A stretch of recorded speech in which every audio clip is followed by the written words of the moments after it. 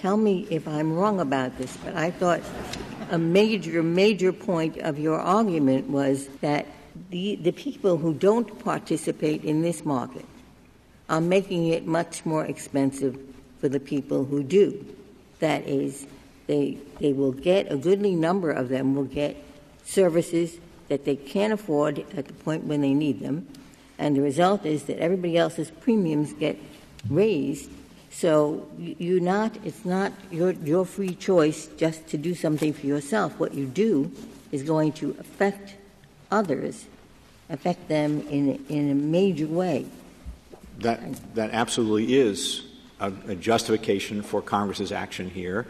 That is existing economic activity that Congress is regulating by means of this rule. You could say that about buying a car. If people don't buy cars, the price that those who do buy cars pay will have to be higher.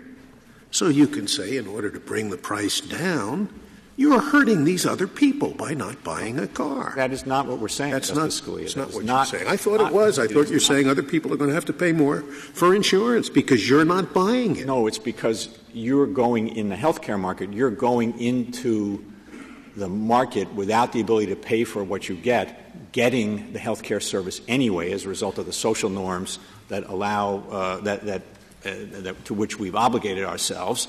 So that people don't obligate yourself to that. Why? I can't imagine that the Commerce Clause would forbid Congress from taking into account this deeply embedded social norm. You can do it, but does that expand your ability to issue mandates to the people? This is not a purchase mandate. This is a law that regulates the method of paying for a service that the class of people to whom it applies are consuming or inevitably will consume. General, I see or have seen 3 strands of arguments in your briefs, and one of them is echoed today.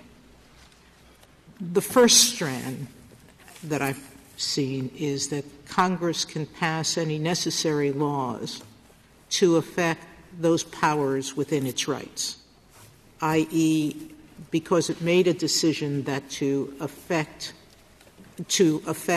mandatory issuance of insurance, that it could also obligate the mandatory purchase of it. The second strand I see is self-insurance affects the market, and so the government can regulate those who self-insure.